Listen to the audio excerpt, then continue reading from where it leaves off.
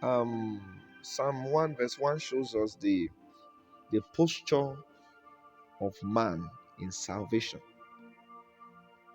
It shows us our posture in salvation. Let's quickly read it, then we begin to explain some things. Psalm 1 verse 1. Blessed is the man that walketh not in the counsel of the ungodly, nor standeth in the way of sinners, nor seated in the seat of the scornful. There are three things I want you to underline. The first one is walk, stand, and sit. These are three postures we sustain in salvation. The first posture you sustain the moment you give your life to Christ is the sitting position. When you sit, your weight, for instance, when you sit on the chair, your weight is on the chair. Now, sitting is the first reality of salvation. There you are expected to leverage on the finished works of Christ. Are you there? And those things that Christ have accomplished for you on the cross. Now, when God created Adam on the sixth day and God rested on the seventh day. It will mean that the next day that Adam witnessed after his creation was like an holiday. It was a resting day. That means God created Adam into his rest. Are you there? The Bible recorded that God rested on the next day after creating man. Can you see that? That was why I said it will mean that God created Adam into his rest. Are you there? So the first position, the first posture we take after salvation is the sitting position. There we expect God to do virtually everything for us. Virtually everything. God do this, God do that. Even sometimes we don't really even obey him that much, but we expect him to obey us. In the sitting position, it appears as if you are the ones using God and not God using you, because you are always bombarding him with your needs, with your requests. Now, the second posture we sustain in salvation is the standing posture. After sitting, the next posture is what? The standing posture.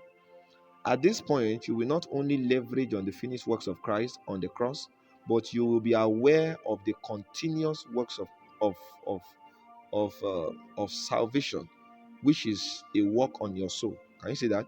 In the standing position, you will not only be limited to the fact that, okay, Jesus did it all on the cross. You will also come to the understanding of the continuous works of Christ in you. Here, you will know you have the responsibility to guard your heart with all diligence. Can you see that?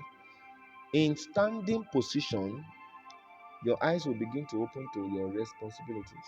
Your responsibilities as a child of God, your responsibilities as one who have found the truth, your responsibility as one who have known Jesus. Are you there? So the standing position launches you to responsibilities.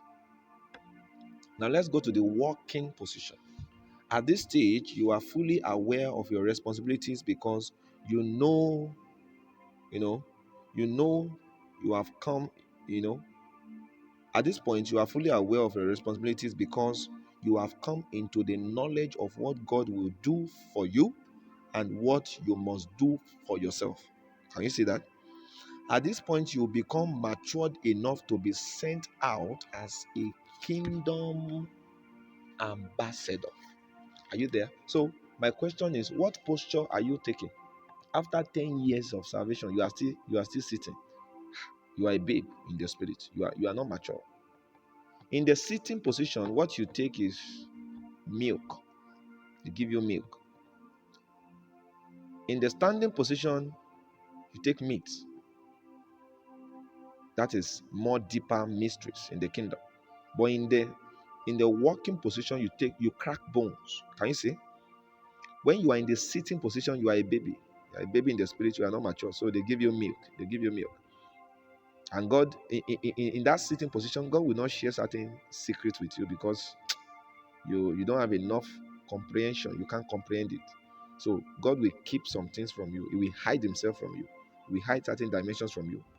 But in the standing position, now God, instead of giving you milk, he begins to introduce meat for you. He begins to gradually expose you to certain sacrifices. He begins to show you certain mysteries. But in the walking position, you are matured in the spirit. God can now send you to your generation as a blessing. So what God will give you in working position is not milk, it's not meat, it's now bones, because you are matured. You can represent God well. And until you are matured in the spirit, you are not qualified to represent God in the right way. I pray the Lord will help us to grow in the name of Jesus.